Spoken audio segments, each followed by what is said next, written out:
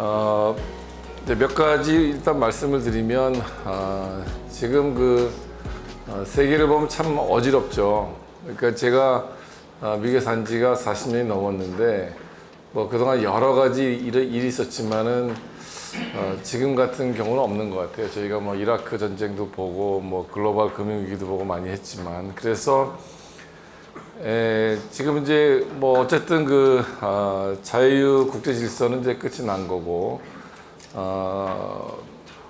지금 이제 뭐 일부 학자들이나 이제 특히 언론에서는 이제 신냉전 얘기를 많이 쓰는데 저는 이제 그게 맞지 않다고 보거든요. 왜냐하면은 어쨌든 냉전 때는 적과 아군의 구분이 분명하잖아요, 사실은. 근데 지금은 누가 적이고 누가 아군이 좀 헷갈릴 때가 많고, 그 다음에 때로는 외부의 적보다 지금 내부의 적에 대한 타겟팅도 많고 그래서 뭐 이렇게 신냉전이라 부르는 거는 저는 적절하지 않은 것 같고, 이제 그보다는 이제 약간 1930년대 상황과 비슷하지 않느냐. 그러니까 그러다 결국 이제 파시즘, 뭐 나치즘 나오고 전쟁으로 화상이 비슷한데, 단지 지금은 이제 핵이 있어서 강대국들이 아마 세계 전쟁으로 뭐 발전하기는 좀 어려운 이제 그 정도 차이가 있지 않나 하는 생각이 듭니다. 그래서 지금 뭐 저희 미국에 사는 저희들도 상당히 혼란스러울 때가 많고, 그다음에 이제 한 가지는 이제 최근 들어서 일종의 트럼프 지지층이 이제 좀 분화하는 게 아닌가 하는 생각을 좀 합니다. 왜냐하면 지금 그러니까 아메리칸 퍼스트를 지지했던 사람들 중에서는 이제 특히 마가 쪽에서는 대외 분쟁 개입을 좀 원치 않는데, 지금은 뭐 엄청나게 개입하는 것에 대한 좀 불만이 있고, 그 다음에 다른 한 축이 이제 펀더멘탈 크리스천들인데 최근에 이제 뭐 교황 문제 이런 것 때문에 좀 거기 좀 불만도 많은 것 같습니다. 그래서 어쨌든 약간 마가 쪽도 좀 분화되는 느낌이 들고, 그다음에 중요한 거는 이제 일부에서는 트럼프 임기만 끝나면 미국이 다시 본래의 모습으로 돌아가지 않겠느냐 생각이 드는데, 트럼프 이후에 미국이 트럼프 이전을 가지는 않을 거다. 분명히 변화된 모습으로 갈 거다 하는 생각은 하고 있습니다. 트럼프의 미국이 한국에는 기회가 될 수 있다는 저는 생각도 해봅니다. 왜냐하면 한 몇 가지 생각해 볼 수 있는데, 첫 번째는 트럼프가 사실 지금 중국을 상당히 컨테인하고 있지 않습니까? 그래서 한국 첨단 기업에는 약간 시간을 좀 벌어주는 그런 측면이 있는 것 같습니다. 그리고 아시는 대로 지금 삼성 전자 반도체나 이제 SK 하이닉스 판매 법인 본부가 이제 저희 동네에 있는데, 그래서 저희가 가끔 이제 거기 법인장이나 만나서 얘기를 들어보면 중국이 뭐 거의 다 따라왔었는데 지금 이제 트럼프가 좀 막고 있어서 약간의 시간을 좀 벌었다 하는 그런 인식이 있는 것 같습니다. 그래서 어떻게 보면은 트럼프가 저렇게 막지 않았으면은 지금쯤에 상당히 한국이 기업에 더 큰 위기가 왔을 가능성이 하나 있고, 두 번째는 이제 트럼프가 이제 미국의 제조업을 부흥시켰다고 하는데 마땅한 파트너가 없습니다. 그러니까 어떤 면에는 지금 국면에서 가장 적절한 파트너가 한국인 것 같아요. 보니까 유럽도 지금 뭐 제조업이 거의 망가졌고, 아마 한국, 대만, 뭐 일본 이런 정도가 아닌가 싶은데, 그래서 이제 뭐 한화라든가 뭐 현대차라든가 이제 투자를 많이 하고 있는데, 그런 측면에서 한국과 미국이 앞으로 이제 특히 경제 안보 측면에서 중요한 파트너가 될 수 있는 뭐 그러한 기회가 될 수 있다는 생각을 좀 해보고, 세 번째는 이제 AI 붐이 이제 엄청난데, 지금 사실 뭐 삼성이나 하이닉스가 지금 주식이 엄청 오르고 올해 뭐 이익이 뭐 몇백 조가 된다고 그러는데, 사실 냉정히 따져보면은 뭐 그 두 기업이 갑자기 뭐 새로운 뭐 놀랄만한 기술을 개발한 건 아니거든요. 사실은 AI 데이터 센터에 대한 이제 수요 때문에 지금 메모리 값이 엄청나게 올라오고 그랬는데, 아마 이러한 미국과의 어떤 그런 협조 관계가 잘 가면은 좋지 않을까. 왜냐하면은 결국 뭐 한국도 뭐 솔버린 AI 얘기를 하긴 하지만 아마 현실적으로 뭐 쉽지 않을 것 같고 제가 볼 땐 결국 이제 AI 경쟁은 미국하고 중국이 할 것 같은데 제가 올해가 안식년이거든요. 그래서 작년 가을에 유럽에 한 2달 있었는데 유럽도 지금 보니까 많이 망가진 것 같아요 보니까. 그리고 산업도 다 무너져가지고 뭐 특히 이제 AI 관련돼 가지고 유럽도 미국이나 중국과 경쟁하기는 어려운 것 같고. 그래서 그 사이에서 이제 뭐 한국이 강점 있는 뭐 제접을 살려서 뭐 피지컬 AI라든가 여러 가지 이제 그 파생되는 산업에 대해서 한국이 할 수 있는 부분이 있지 않을까 생각을 해봅니다. 그래서 어떻게 보면은 지금 굉장히 불확실성이 많음에도 불구하고 한국 기업들에는 상당한 그 기회가 될 수 있는 그런 측면이 있다는 생각을 해봅니다. 그다음에 이제 마지막으로 제가 이제 최근에 나온 책이 이제 이거 Four Talented Giants라고 이제 한 건데 결국은 이제 이건 이제 일본, 호주, 중국, 인도를 분석한 거거든요. 그래서 결국 뭐 앞으로의 뭐 AI 경쟁도 누가 우수한 인력을 확보하느냐에 달려 있는 것으로 생각이 되고요.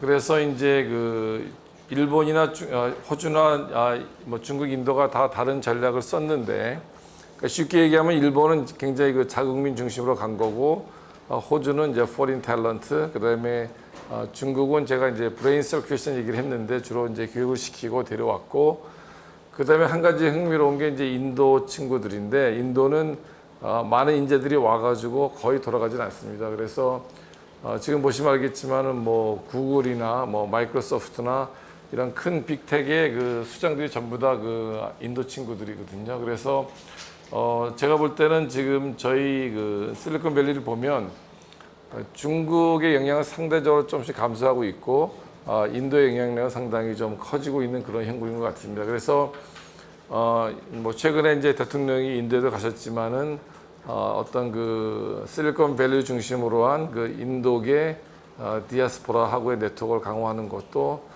중요하지 않을까 생각이 들고 그래서 뭐 제가 일단은 그냥 이 정도로 간단히 서두 말씀을 드리고 뭐 여러분들 다 언론계에 계시니까 아마 질문들이 많을 것 같아서 아마 그냥 질문 중심으로 토론하는 게 나을 것 같아서 제가 좀 짧게 그냥 말씀드리고 여러분들 말씀 듣도록 하겠습니다. 예, 고맙습니다.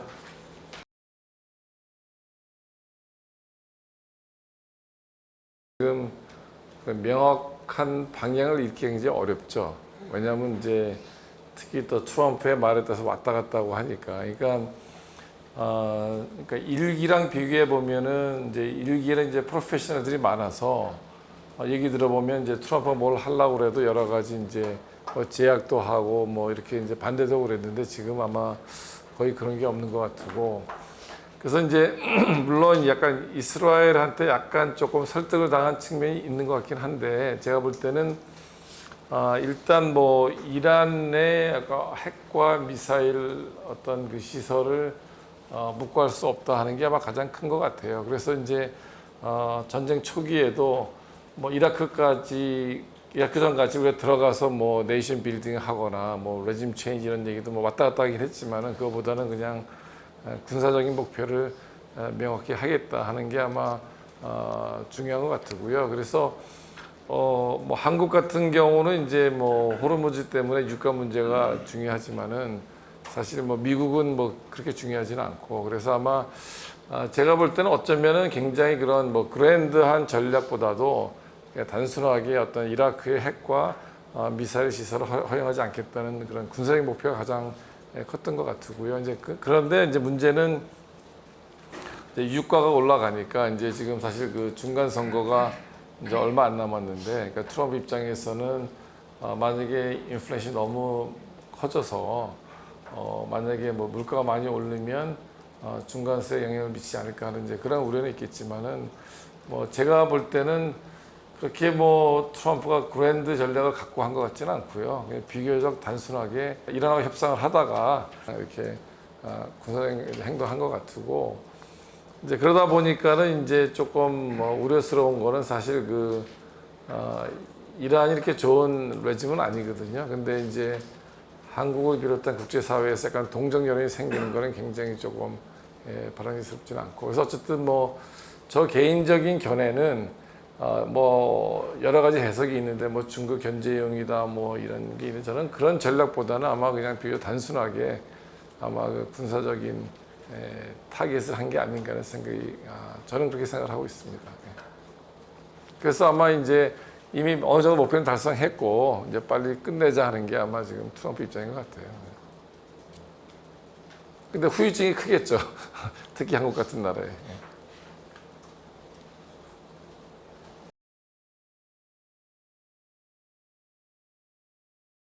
중간 선거는 뭐 어쨌든 미국은 경제가 중요하니까 뭐 이제 이 전쟁을 어떻게 만약에 전쟁을 예를 들어서 뭐 하여튼 이달 안으로 마무리를 하고 어쨌든 간에 나오면은 이제 뭐 트럼프는 우리가 이겼다 하고 나올 거거든요. 나올 거고 그 다음에 이제 뭐 유가도 좀 잡히고 그러면은 이제 사실은 그렇게 큰 타격을 줄 것 같지는 않고 그 다음에 이제 지금 사실은 그 보시면 알겠지만은 미국의 주식시장이 지금 계속 올라가고 있거든요. 그리고 지금 트럼프가 저렇게 뭐 난리를 쳐도 지금 사실 돈이 몰리는 건 다 미국이거든요.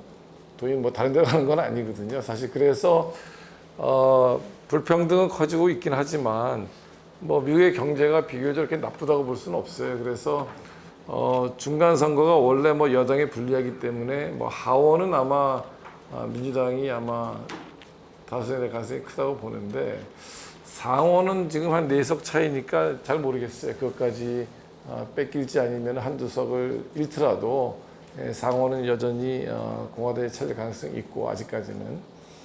그다음에 탄핵 문제는 뭐 어차피 1기에도 뭐 2번 탄핵을 했는데 뭐 상원에서 거부를 했기 때문에 뭐 제가 보기엔 탄핵 현실성은 없다고 보고, 왜냐하면 뭐 하원에서 민주당이 장악을 하면 이제 추진할 수 있는데 뭐 상원에 가서 공화당에서 그거를 뭐 찬성할 리는 없기 때문에 그건 어렵다고 보고, 그 다음에 이제 포스트 트럼프가 누구냐 하는 문제가 있는데 지금 뭐 공화당은 말씀하신 대로 이제 제이디 벤스하고 뭐 마르코 루비오 정도 보고 있고, 그다음에 민주당은 지금 현재로는 이제 뭐 저희 그 캘리포니아 주지사인 게빈 뉴섬하고 그다음에 그 어디야 그 필라델피아 아니 저기 뭐 펜실베니아 그쪽 거기 그 샤피로 주지사 정도 이렇게 보고 있는데 뭐 아직은 좀 시간이 더 있어서 조금 더 예측하기는 어려울 것 같아요. 왜냐하면 이제 결국은 뭐 계속 말씀드리지만은 트럼프의 후에 미국은 전하고 좀 바뀐 게 있고 분명히, 그 다음에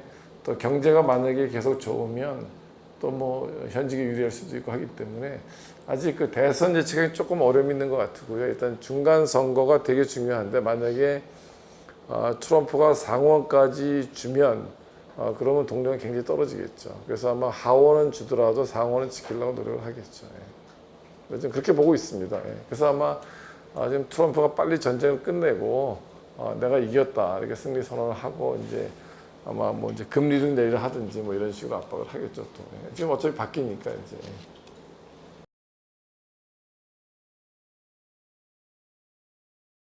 미국 내 여론은 제가 볼 때는 분명히 갈라져 있습니다.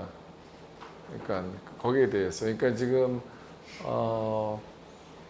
한국에서의 뭐 트럼프에 대한 여론은 굉장히 나쁘지만 뭐 미국도 뭐 싫어하는 사람 정말 싫어하지만 또 다 싫어하는 건 아니거든요, 사실은. 그리고 왜냐면 어쨌든 1기 때도 보면은 사실 그 2020년 초만 해도 재선은 거의 확실하다고 봤거든요. 그래서 결국 뭐 민주당 후보들이 거의 뭐 도전을 안 했다고. 근데 이제 그 코로나 때문에 이게 완전 바뀌어가지고 이제 진 거고, 이번에 보면은 굉장히 압승을 했잖아요, 저기 그 트럼프가. 그래서 그 얘기는 뭔가 하면은 어쨌든 여론의 지지를 받고 된 거고, 그 다음에 소위 이제 마가나 이제 이 그 러스벨트에 있는 사람들 생각은 뭐 그거는 이제 그러니까 그게 뭐 옳고 나쁜 걸 떠나서 이제 저희는 이제 일단 뭐 분석을 하는 입장이니까 왜 그러냐 한 걸 보면은 또 이해가 안 되는 건 아니에요. 왜냐하면은 걔들이 볼 때는 뭐 한국이나 일본이나 잘 사는데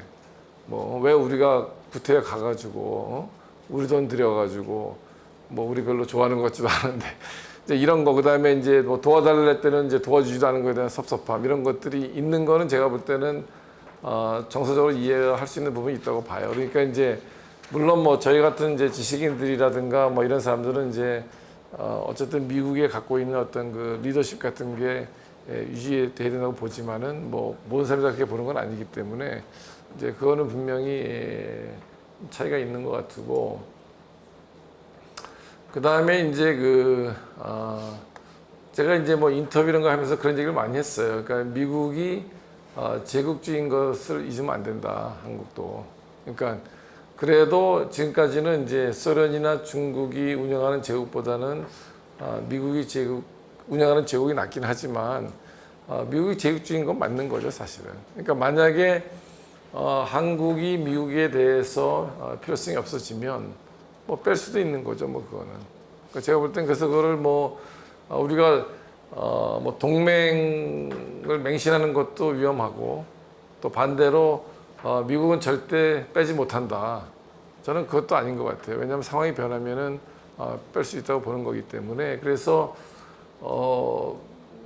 저는 뭐 중국도 중요하지만은 한국의 어떤 그 자주국방의 의미는 이제 앞으로 핵을 가진 북한과 어떻게 살 건지가 제가 볼 땐 굉장히 중요할 것 같아요. 결국은 북한이 뭐 핵을 가진 거는 뭐 사실이고 이제 그 다음에 만약에 미국이 빠지거나 이랬을 경우에 한국이 어떻게 할 건지 거기에 대한 고민을 해야 되지 않을까 생각이 들거든요. 그래서 물론 뭐 미국이 쉽게 빠지지는 않겠죠. 아니지만은 그렇다고 해가지고 절대 못 빠진다라고 믿을 필요는 없을 것 같아요. 그러니까 어쨌든 간에 거듭 말씀드리지만은 트럼프 이후에 미국은 바뀌기 때문에 이전으로 돌아가지는 않을 거라 저는 보거든요. 그래서 한국도 조금 더 냉정하게 생각할 필요가 있다 하는 생각이 듭니다. 나토는 그러면 탈퇴하겠다고 엉터는 뭐 쉽지는 않겠죠. 쉽지는 않는데 제가 유럽에 가보니까 유럽이 이제 많이 깔아앉았고 그렇게 별로 이렇게 동력이 잘 안 보여요. 그러니까 지금 이제 굉장히 무시하는 거죠, 지금 트럼프가. 그래서 지금 뭐 유럽 애들이 뭐 별로 이렇게 반항을 못 하고 있는데 뭐 이렇게 쉽게 빠지진 않겠죠. 근데 이제 최대한 압박을 할 것 같고 그래서 어떤 면에서는 지금 아까 말씀드린 뭐 제가 이제 이런 얘기하면은 굉장히 제가 뭐 신자유주의적인 미국적 사고라고 이제 뭐 얘기하는 사람들이 있는데 뭐 틀린 얘기는 아닌데 어떻게 보면 앞으로 그 한미 관계 유지하는 데 있어서 어떤 그 한국의 제조업이라든 아까 말씀드린 그런 빅 기업들의 역할 같은 게 굉장히 중요할 수 있다고 봐요. 왜냐하면은 어떻게 미군을 빼는 건 어떻게 보면 쉬울 수 있는데 만약에 제조업을 하는 파트너를 잃어버리는 게 더 어려울 수도 있거든요. 그래서 어떻게 보면은 지금 이제 경제 안보가 중요하기 때문에 어떤 한국 기업들의 역할이 굉장히 중요할 수 있다는 생각도 해보고요. 그래서 지금은 굉장히 복잡해졌기 때문에 이게 단순히 뭐 군사 동맹만으로 안 되고 무역만으로 안 되고 경제 이런 게 다 얽혀 있어가지고 아마 그런 거를 조금 더 냉정하게 볼 필요가 있다고 생각이 됩니다.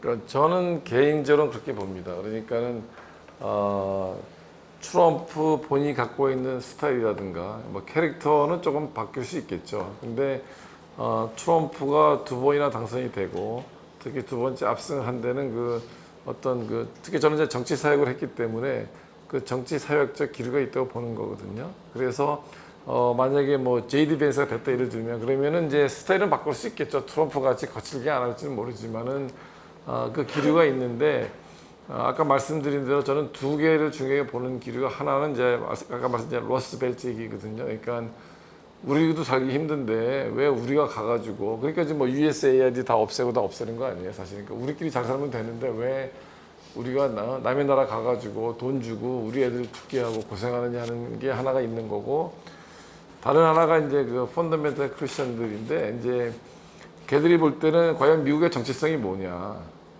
그러니까 자기들이 중심이 되다 생각을 하니까 이제 그러다 보니까 지금 뭐 이민 문제, 그 다음에 뭐 다이버시티 문제, 뭐 이런 거에 굉장히 불만이 많아요. 그러니까 저는 이제 사역을 했기 때문에 굉장히 리버럴한 편인데도 어떤 때 좀 당황스러운 게 뭔가 하면은 지금 이제 트랜스젠더 있잖아요.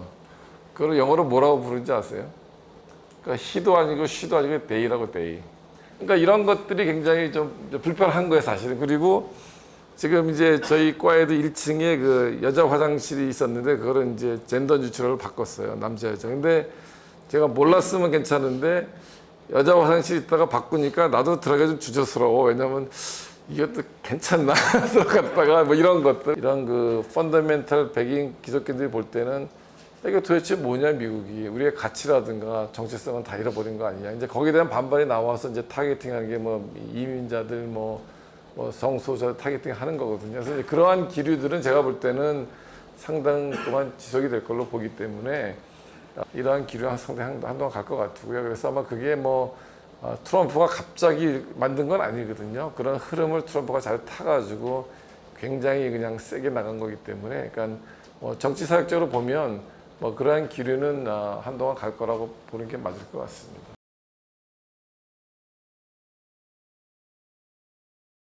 뭐 일부에서는 있겠죠. 그게 뭐 다수라고 하기 어렵지만, 그래서 저희가 이제 그 팬데믹 전에 제가 이제 뭘 했었는가 하면은 이제 그 국제교류재단 코리아 파운데이션하고 이제 LA 오피스랑 해서 뭘 했는가 하면은 우리가 트럼프 지지 지역에 한번 가서 한국을 알리는 좀 뭘 하자고 해서 저희가 갔어요. 그래서 저희가 이제 그 중부에 뭐 아이오와 미네소타 뭐 무슨 뭐 어디야 뭐 위스콘신, 캔서 이런 데 갔거든요. 근데 그런 데 가서 보면은 굉장히 다릅니다, 기류가. 그러니까 제가 캘리포니아에 살다가 그런 데 가면은 굉장히 충격을 느낄 정도로 생각이 굉장히 다르고, 그 다음에 이제 누가 뭐 그런 얘기 하더라고. 한국 언론이 너무 뉴욕 타임스를 많이 본다고. 이게 사실은 다 대표하는 건 아니거든요. 그러니까 굉장히 좋은 신문이지만은, 그러니까 트럼프가 맨날 뭐라 그러는 이유가 이제 그런 이유가 있는 건데, 그래서 뭐 아까 말씀드린 분명히 그런 기류가 있는데 그게 뭐 다수라고 하기는 어렵지만은 분명 그런 기류가 있고요. 그래서 이제 그런 사람들이 이제 아까 말씀드린 이제 한국에, 그 사람들이 볼 때는 한국이 종교 탄압을 한다고 보는 거예요. 또 보는 거고, 그게 이제 한국의 우파하고 좀 선이 닿아 있는 측면이 있는 거고. 그래서 그러한 것들이 이제 우리가 볼 때는 조금 말이 안 되는 것 같이 보이지만은 또 냉정하게 보면 또 있는 거에 또 사실은 사실입니다. 그래서 지금 미국 사회 굉장히 좀 혼란스럽고요. 그러니까 저희 같은 경우에도 조금 조심스럽죠, 사실. 대학에서도 이제 뭐 셀프 센서십까지는 아니더라도 굉장히 조심스럽게 말하죠. 잘못 말했다가 또 뭐 난리 때리니까. 그래서 지금 뭐 이스라엘하고 팔레스타인 문제도 그렇고, 지금 뭐 대학도 굉장히 지금 공격을 많이 받고 있어서 뭐 좀 그런 상황입니다. 그래서 분명히 그런 기류가 있는 거는 맞습니다. 근데 그게 뭐 다수라고 하긴 어렵겠지만, 예. 그래서 아마 여기 뭐 혹시 특파원들 계시면 제가 항상 하는 얘기가 조금 맨날 저 워싱턴, 뉴욕, 캘리포니아 있지 말고 저기 좀 중부나 남부에 가서 좀 다른 기류 좀 보는 게 좋다 하는 얘기를 하는 게 굉장히 다릅니다. 그래서 그 옛날에 팬데믹 때 그게 굉장히 재밌는 건데, 어떤 친구가 플로리다부터 이렇게 차를 타고 쭉 왔대요. 이렇게 저기 뭐 텍사스 거쳐가지고 캘리포니아까지 왔는데 처음에 시작할 때는 아무도 마스크를 안 썼대요. 근데 캘리포니아가 다 마스크 쓰고 있더래. 그러니까 왜냐하면 그때 트럼프 지지한 친구들은 마스크를 거의 안 썼거든요. 그러니까 그 정도로 이게 미국이 크기 때문에 워낙 다양해서 그런 다양한 스펙트럼을 좀 볼 필요가 있고, 그 다음에 이란 문제도 결국 한국하고 미국하고는 이해관계가 굉장히 다르거든요. 그래서 우리 잣대를 보면 또 이해가 안 되지만 또 걔들 잣대를 보면 또 이해가 되는 부분도 있고 하는 측면이 분명히 있는 것 같습니다.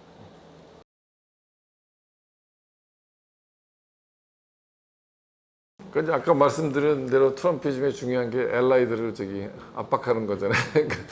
뭐 캐나다, 뭐 멕시코 막 이러고 있는데 뭐 트럼프나 뭐 이쪽은 별로 생각 안 할 것 같고요. 그 다음에 이제 일반 사람들 입장에서는 좀 안타깝긴 하지만 그거를 뭐 이렇게 심각하게 받아들이는 것 같지는 않고요. 그래서 이제 저는 개인적으로 좀 주장하는 게 이제 한국, 일본, EU가 연대를 하자는 얘기를 좀 하고 있는데, 왜냐하면은 아까 말씀드린 대로 제가 이제 유럽에 있어 보니까 이제 유럽이 이제 미국하고 상대를 이렇게 바로 할 수 있는 힘은 다 잃은 것 같아요.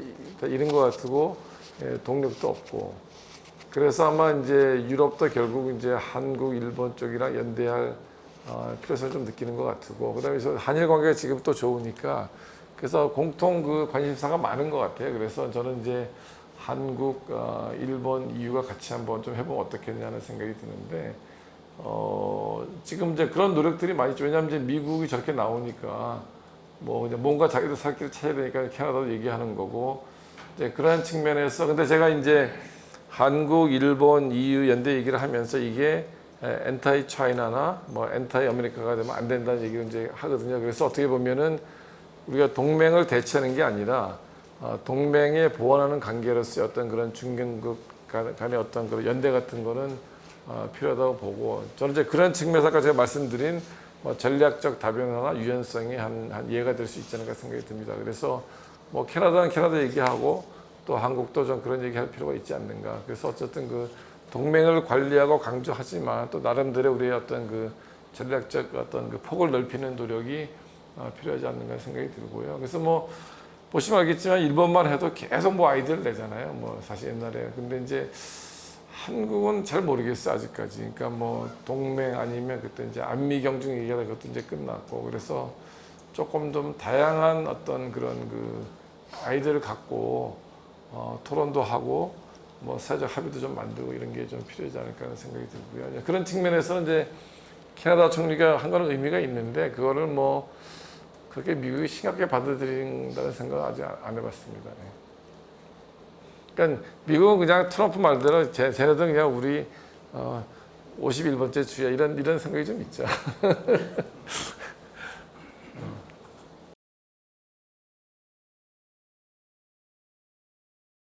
예, 두 가지 질문이신 것 같은데 첫 번째는 제가 뭐 우발적이라는 의미는 아니었고요. 이제 그거보다는 그러니까 분명히 이제 이스라엘이라든가 미국에서 뭐 전부 다는 아니지만은 이란이 만약에 핵을 가지면 정말 그 진짜 위협이 된다는 생각을 하고 있는 거거든요. 그래서 그러니까 핵과 그다음에 미사일 이 수준이 더 커지기 전에 분명히 제압을 해야 된다는 그러한 인식은 분명히 있습니다. 그러니까 이란이 핵이나 미사일을 갖는다고 한국의 위협은 안 되겠죠. 그러니까 이제 한국에서는 이해를 잘 못하는데 제가 이제 얼마 전에 이스라엘 친구랑 만나 보니까 뭐 물론 자기 입장이긴 하지만 그 친구는 뭐 굉장히 심각하게 얘기를 해서 제가 그 얘기했어요. 야 그러면 니네는 핵을 가져도 되고 이란은 가지면 안 되냐 이러니까 이제 뭐라고 좀 어머물리게 했는데 어쨌든 이란이 만약에 핵을 가지면 그 중동 전체가 아마 이란의 어떤 지배하에 갈 거라는 그러한 그 생각은 분명히 있는 것 같습니다. 그래서 그거는 한국하고 차이가 분명히 있는 것 같고, 한국 외교는 뭐 저는 뭐 그 전부터 전환점이 있다고 이제 생각을 했는데, 왜냐하면은 문재인 정부 때는 그냥 북한만 했잖아요 또. 그럼 상당히 소외가 많이 됐어요. 그러니까 그 북한만 하는 바람에 뭐 한일 관계는 최악이었고, 미국하고도 북한 때문에 그나마 조금 같이 갔던 거지 별로 그렇게 좋지 않았고, 뭐 중국도 그렇게 뭐 썩 좋은 것도 아니었던 상태였고, 그다음에 윤 정부 때는 또 미국하고만 했죠. 또 동맹만 하고 있고. 그러니까 뭐 잘한 거는 이제 일본하고 관계 개선한 거긴 하지만은 뭐 중국이나 뭐 북한도 그렇고 약간 너무 동맹 쪽으로 갔고, 지금은 이제 실용 외교라고 해서 뭐 그런 데나 매니지는 잘 하고 있는 것 같긴 한데, 이제 잘못하면 이게 이제 원칙이나 큰 뭐 방향이 없으면 나중에 흔들릴 수가 있거든요. 큰 위기가 오면. 그러니까 저는 이제 조금 염려스러운 건 뭔가 하면 지금까지는 그런 데를 매니지 했지만은 만약에 큰 이슈가 터질 때 큰 어떤 원칙이나 방향이 없으면 이걸 헤쳐갈 수 있을까 하는 그런 우려는 좀 있거든요. 그래서 저는 계속 주장하는 게 한국도 이제는 작은 나라가 아니잖아요. 왜냐면은 사실 뭐 우리가 이제 전체 국력 면에서 한 탑 15는 되거든요. 뭐 탑 10까지는 몰라도 한 15위권은 되는 거고, 또 저희가 갖고 있는 레버리지가 또 작은 것도 아니에요. 아까 말씀드린 대로 미국이 만약에 매니팩처링 섹터를 리바이브 하려면 한국 같은 나라에 도움이 되는 게 필요하거든요. 그래서 뭐 그런 측면에서 아까 말씀 뭐 한일 EU가 됐든 좀 다변화를 통해서 우리가 동맹 관계를 리플레이스하는 건 아니지만은 오히려 강화할 수 있는 어떤 레버리지를 자꾸 만들어가는 게 중요한데, 뭐 그런 측면에서 제가 볼 때는 좀 아이디어를 좀 많이 내는 게 좋지 않을까. 그래서 그걸 가지고 뭐 좀 설득도 하고 이런 식으로 제가 이제 주장하는 게 그래서 이제 한일 이제 EU를 해서 좀 이렇게 트랙 한번 1.5로 한번 시작해 보면 어떻겠느냐. 그래서 일단 뭐 바로 이제 오피셜에 가는 건 어려우니까 그냥 뭐 전문가들 그다음에 뭐 이렇게 좀 같이 만나서 한번 의견 교환도 하고 뭐 그렇게 했으면 좋지 않을까 생각이 들고요. 그리고 제가 유럽하고도 이제는 협력할 게 많은 것 같아요. 보니까 제가 런던에 팬데믹 전에가 이번에 갔는데 깜짝 놀란 게 뭐 거기 한국 음식, 뭐 화장품, 뭐 이런 것들이 굉장히 파퓰러하고 쉽게 얘기하면 이제 그 뮤지컬 보고 나오면은 거기 이렇게 무슨 마차 이런 거 태워주잖아요. 거기에 뭐 음악이 뭐 골든 아니면 무슨 저기 뭐 아파트 이런 거 나오고 그러더라고. 그러니까 그 심적인 거리 조금 좁혀진 것 같고 그다음에 이제 영국을 비롯해서 지금 뭐 유럽이 많이 이제 이렇게 쇠퇴하고 있기 때문에 뭐 한국 같은 나라가 중요한 파트너가 될 수 있기 때문에 아마 또 이런 변화된 상황 속에서 좀 저희가 좀 능동적으로 옮기면 하면 좋겠다. 그래서 제가 옛날에 뭐 돌고래 외교론도 얘기하고 뭐 그랬었는데 조금 더 바쁘게 부지런하게 움직이면은 좋겠다 생각이 들고요.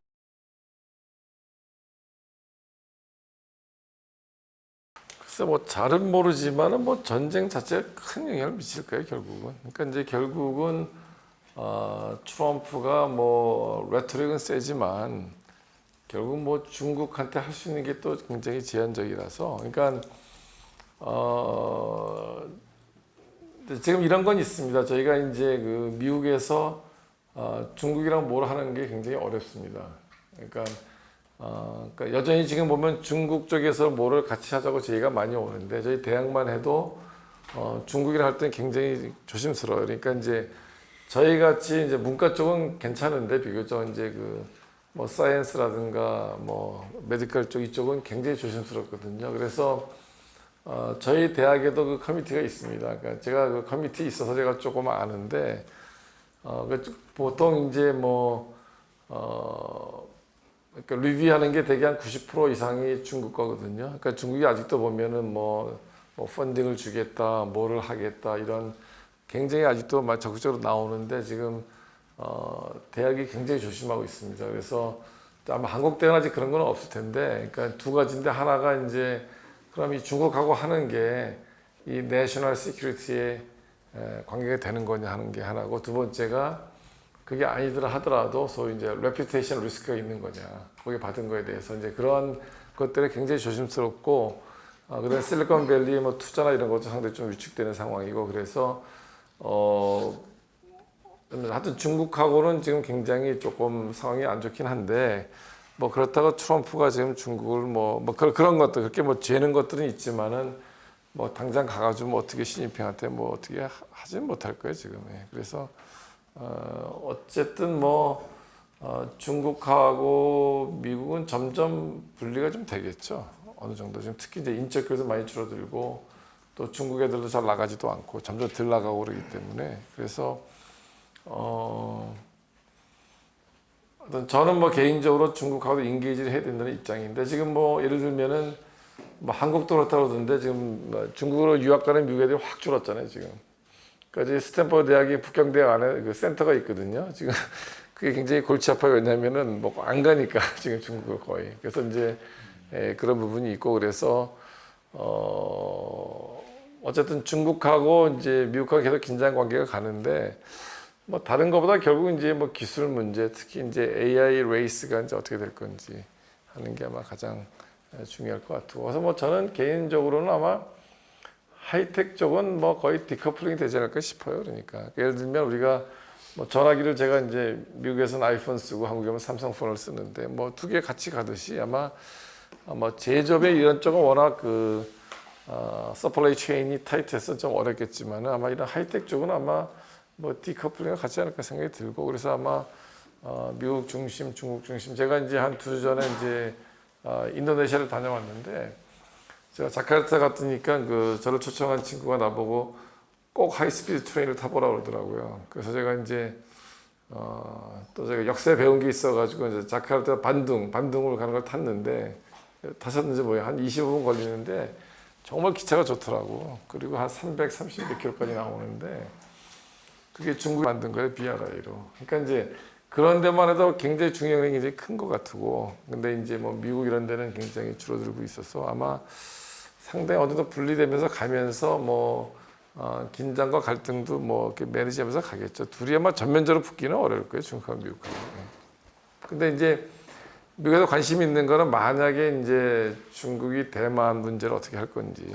이제 그게 뭐 전면전을 안 하더라도 무슨 뭐 봉쇄를 하든지 여러 가지 이제 시나리오가 있으니까 이제 시진핑이 이제 뭐 세 번째까지는 하는데 이제 그 임기 내에 뭘 할 건지 뭐 이런 거에 대한 좀 아직도 우려가 있긴 있죠. 예. 그래서 만약에 뭐 대만 문제가 터지면 진짜 한국은 진짜 힘들죠. 그러면 이제 북한 문제도 있고 그다음에 미국이 이걸 동시에 다 감당할 수 있을지 그런 문제도 있기 때문에 예, 하여튼 지금 굉장히 좀 어려운 시기는 맞는 것 같아요. 지금 뭐 글로벌 리더십이 없어가지고 또 한국도 조금 더 한가할 때는 아닌 것 같아요.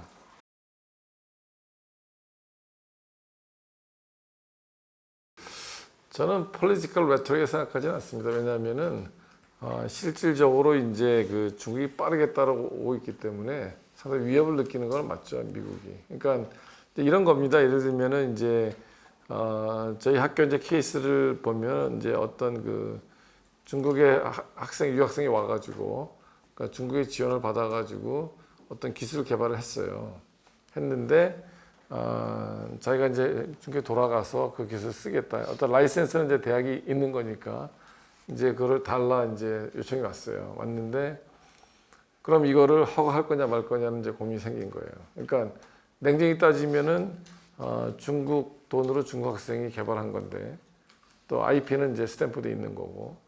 그러니까 줄래니까 그렇고 안 주면은 뭐 애니웨이 가서 할 것 같기도 하고 이제 이런 문제들이 있는 거거든요. 그래서 생각보다 제가 볼 때는 아직까지는 미국이 다 이제 우위를 점하고 있긴 하지만 중국이 워낙 빠른 속도로 따라오고 그다음에 시장이 크기 때문에 잘못하다가 이제 중국에 이제 추월당하는 게 아니냐 하는 그런 우려가 있는 거는 분명한 것 같고요. 그러니까 저는 아직은 쉽게 넘어설 거라고 보지는 않는데 개인적으로. 근데 분명히 그쪽 이제 사이언스나 뭐 공대 이쪽 얘기 들어보면은 상당한 어떤 그런 뭐 위험성 뭐 이런 거는 인식을 하고 있는 것 같아요. 그래서 아마 이게 단순히 그냥 뭐 정치적으로 중국을 뭐 하는 건 아닌 것 같고요.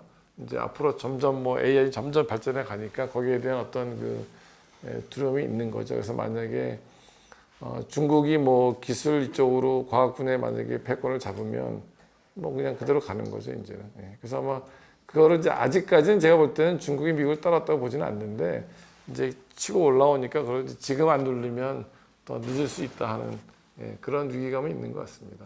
그래서 뭐 단순한 뭐 정치적인 수사는 아닌 것 같아요. 왜 그런가 하면은 그 바이든 때 사실 중국을 더 억제했거든요.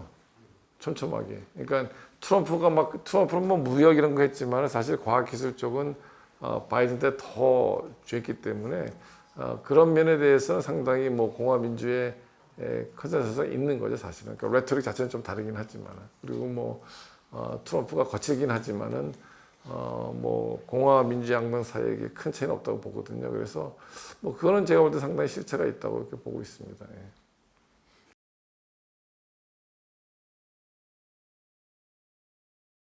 그러니까 한동안은 뭐 계속 혼란스럽게 가겠죠. 왜냐하면은 문제는 뭔가 하면은 만약에 지금 미국이 헤매면 미국을 대체할 수 있는 리더가 있어야 되는데 이제 그것도 없거든요. 왜냐하면 지금 뭐 시진핑이나 뭐 푸틴이나 뭐 장기 집권을 하고 있지만 그 사람들이 뭐 글로벌한 규모를 갖고 리더가 되기는 어렵고 그다음에 유럽도 지금 뭐 리더가 없잖아요. 지금 사실은 이제 그런 상황이라서 아마 한동안은 이제 이런 식으로 약간 각자 도생의 형을 가지 않겠는가 하는 생각이 들고 아마 이게 좀 지나야 되겠죠. 근데 뭐 과거에도 이제 뭐 파시즘 이런 것들 나오면은 이게 금방 없어지지 않기 때문에 아마 제가 볼 때는 한동안은 혼란스럽게 갈 것 같습니다. 그래서 한국도 굉장히 조금 현실을 좀 직시할 필요가 있지 않는가. 그러니까 그래서 이제 아까 말씀드린 대로 어차피 동맹은 영원한 것도 아니고 미국이 제국 중인 것도 맞는 거고 그러니까 우리가 어떻게 할 건지에 대해서 고민할 필요가 있다 말씀드린 게 아마 지금 누가 새로운 뭐 규범을 만들 것 같지가 않아요. 지금 한동안은 뭐 보이지가 않잖아요. 누가 하셨으면 뭐 푸틴이 하겠어요, 시진핑이 해서 누가 하겠어요. 그러니까 이제 아마 미국도 시간이 걸리고 아까 말씀드린 대로 그 트럼프를 지지했던 그런 정치 사역적인 어떤 그런 그 변화가 어느 정도 지나가야지 새로운 게 나오지 한동안은 나올 것 같지 않습니다. 제 생각에는.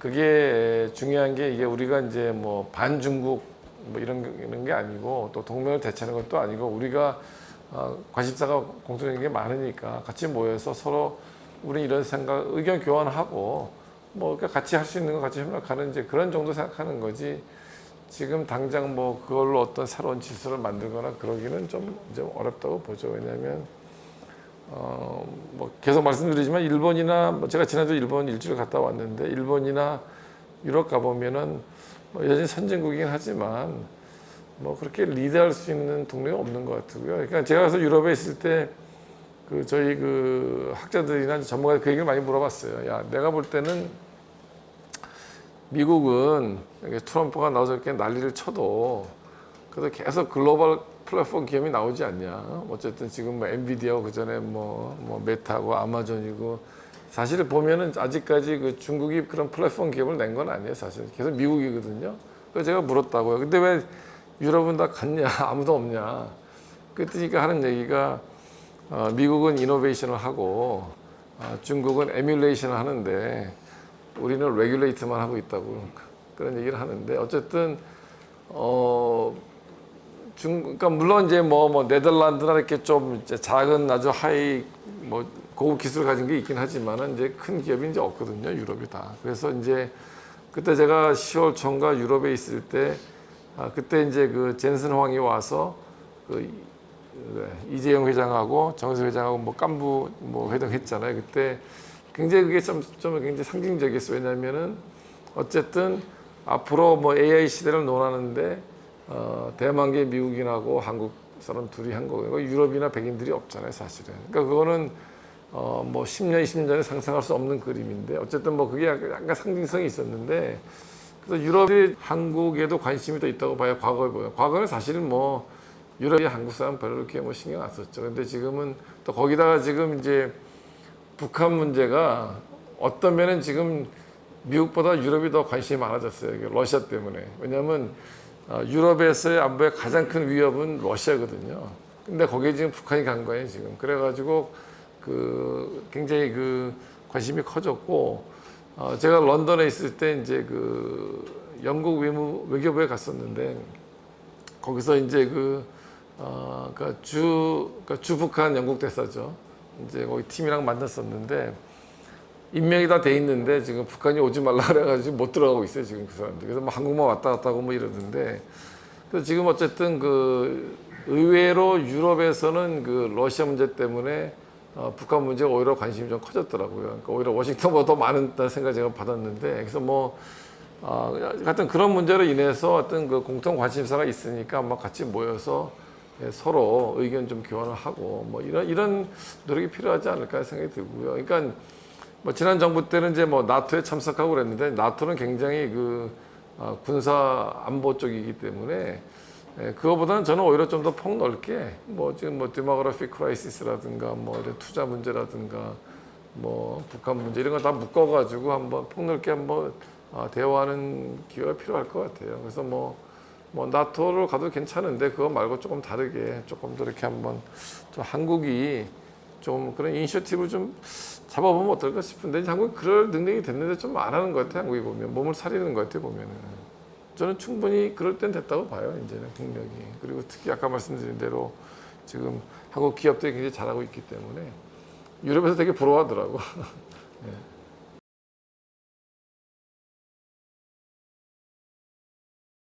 그러니까 이제 뭐 결국은 이제 미국하고 중국의 경쟁으로 보는 것 같아요. 그리고 이제 아까 말씀드린 유럽조차도 자기들이 이제 미국과 중국을 따라가기는 어렵다고 보는 것 같고 이제 그래서 아까 말씀드린 게 이제 뭐 한국에서 이제 솔버린 AI 얘기를 하는데 그게 이제 되면 좋은데 현실적으로 굉장히 어렵죠. 왜냐하면은 한국 정부가 투입하는 돈이 뭐 실리콘밸리 빅테크 기업 하나보다 적은 수준이기 때문에 그 다음에 인력이 없잖아요. 그걸 누가 해요 지금?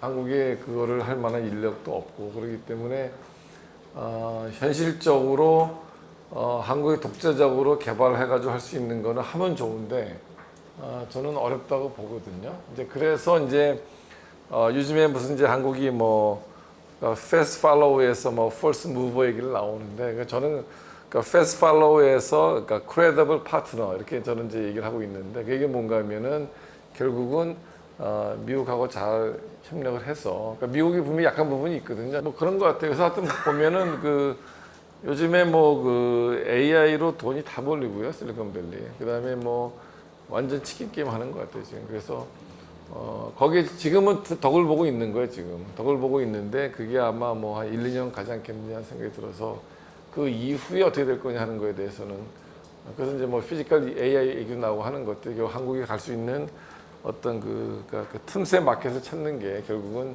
현실적이지 않을까. 근데 아마 미국과 중국과 다른 어떤 독자적인 개발하는 건 아마 현실적으로 어려울 것 같아요. 여기 뭐 돈 문제도 있고 인력이 일단은 뭐 부족하니까 절대적으로 아마 그렇게 현실이 아닌가 싶습니다. 예.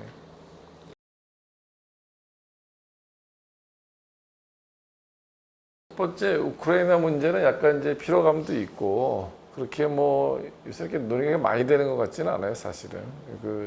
미국 내에서는 제가 힘이 없는 많이 줄어드는 거죠. 그리고 아무래도 이스라엘이나 중동 문제가 미국이나 미국 사람들은 훨씬 더 중요하죠 사실은 우크라이나보다는. 그러니까 우크라이나는 유럽에 중요하죠 사실은 미국보다는. 근데 중동은 미국에 굉장히 중요한 거고, 근데 우크라이나는 사실은 미국보다는 이제 유럽이 굉장히 중요하죠. 뭐 독일이라든가 왜냐 에너지 문제도 있고 뭐 여러 가지 걸려 있기 때문에 이제 그런 거고. 그다음에 지금 뭐 이스라엘 논란 되는 건 뭐 제가 자세한 건 모르겠는데 뭐 글쎄 뭐 불필요한 언급을 할 필요는 없지 않았을까 생각이 들고요. 뭐 괜히 뭐 꼭 해야 될 말이 아니면은 뭐 그냥 플레이 덤 하는 게 좋을 수도 있는데 뭐 이제 그런 것 같고 어쨌든 북한 입장에서는 굉장히 잘한 거죠.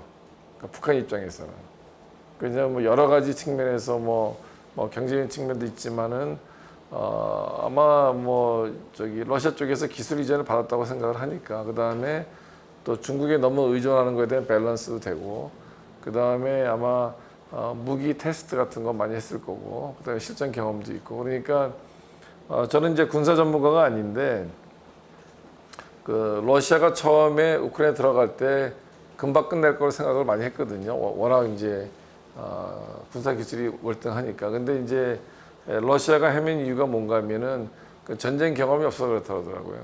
그러니까 미군이 강한 게 기술도 있지만은 미국이 전쟁을 많이 해가지고 잘한대요. 왜냐면은 요즘에는 이게 소위 그러니까 컴바인드, 그러니까 합동 체제가 돼가지고 이게 육군, 해군, 뭐 공군 이게 다 유기적으로 움직여야 되는데 러시아가 초기에 따로 움직였다 그러더라고요. 그러니까 그래서 지금 미국 군사 전문가들 얘기는 군사 기술 중요하지만은 군사 경험이 굉장히 중요하대요. 그러니까 미국이 강한 이유가 전쟁을 많이 해서 강하다고 그러는데, 그러니까 그런 면에서는 북한이 좋은 경험을 하는 거고 지금 실전 테스트, 뭐 드론이라든가 이제 그러기 때문에 아마 그러니까 북한 입장에서는 굉장히 잘한 케이스라고 봐야 되지 않을까요? 저는 그렇게 보는데요. 네, 그래서 하여튼 그래서 더 빨리 안 나올 거고. 지금 뭐 북한은 그다음에 뭐 사이버로 뭐 해킹해서 얻는 돈도 굉장히 많고 그래서 생각보다 북한이 뭐 그렇게 아주 나쁘지 않은 것 같은 생각이 좀 들어요. 여러 면에서 종합적으로. 그래서 뭐 한국이 글쎄 하여튼 좀 어렵죠 북한 문제가.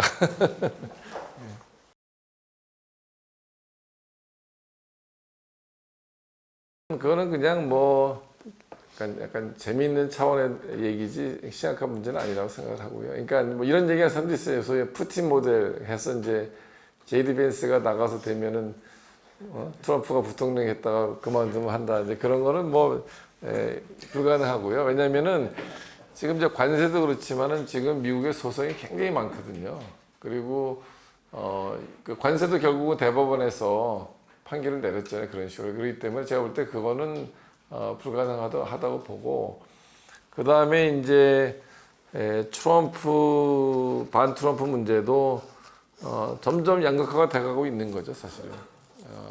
그러니까 미국 사회가. 그러니까 과거엔 그렇지 않았는데 지금 뭐 굉장히 조심하죠 서로. 그러니까 이게 다른 면. 그러니까 저희는 사실 캘리포니아 살아가지고 좀 덜 느끼는 편인데 뭐 다른데 얘기 들어보면 훨씬 더 이게 양극화가 굉장히 심해진 것 같고.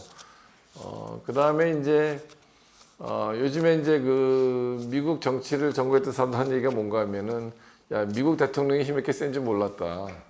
그러니까 왜냐면 보통 우리가 얘기할 때 옛날에 미국은 국내 문제는 뭐 저기 의회가 세고 대통령은 주로 이제 대외 문제만 세다고 그랬는데 지금 행정명령을 다 하잖아요. 그러니까 과거에는 거의 다 쓰지 않았던 거를 지금 다 쓰고 있거든요. 그래서 지금 그 전문가들도 야 대통령이 이렇게 힘이 셌어. 이제 그런 건데 이제 그런 식으로 뭐 막 하고 있으니까 이제 뭐 그런 것들은 나중에 또 되돌려지겠죠. 뭐 지나고 나면은. 그러니까 제가 볼 때는 아까 말한 이제 뭐 펀더멘탈 쿠션 같은 사람들이 트럼프를 특정 이유로 지지를 하지만 뭐 그런 걸 꼭 좋아하는 건 아니라서 아마 뭐 그런 것들은 아마 제가 좀 지엽적이라고 보고요. 근데 중요한 거는 이제 어떤 그런 큰 흐름이 지속될 것이냐 하는 게 아마 가장 중요할 것 같고. 그래서 제가 사실 그 트럼프가 그 떨어졌을 때 한 번 하고 제가 한국 칼럼에 그 쓴 적이 있었어요. 트럼프 자극하지 말라고 다시 될 수 있다. 제가 그 쓴 적이 있었는데 그 뭐 찾아보면 기록이 있으니까 뭐 제가 그런 기억이 있었는데 왜냐하면 제가 그때 느꼈던 건 뭔가 하면 이게 만만치 않겠다. 왜냐하면 팬데믹 때문에 지긴 했지만 그 세력이라는 게 쉽게 사라지지 않기 때문에 그런 생각을 했기 때문에 아마 그래서 거듭 말씀드리지만은 트럼프 이후에 미국이 트럼프 이전을 가지는 않을 거다. 분명히 변화된 모습을 갈 거다 하는 생각은 하고 있습니다. 이건 제가 뭐 정치 사회학자로서 그냥 분석하는 거라서 뭐 보시면 알겠죠.